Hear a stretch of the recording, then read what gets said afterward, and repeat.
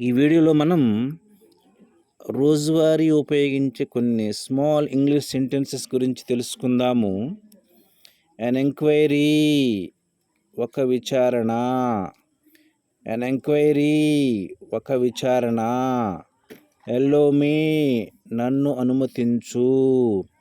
Yellow మీ, నన్ను అనుమతించు. Back and forth, ముందుకు వెనుకకు. బ్యాక్ అండ్ ఫోర్త్, ముందుకు వెనుకకు. చీర్ అప్, సంతోషించుట. చీర్ అప్, సంతోషించుట. Due to, కారణముగా.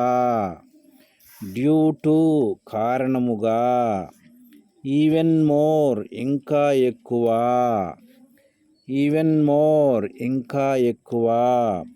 ఈవెన్చువల్లీ, చివరకు. ఈవెన్చువల్లీ, చివరకు.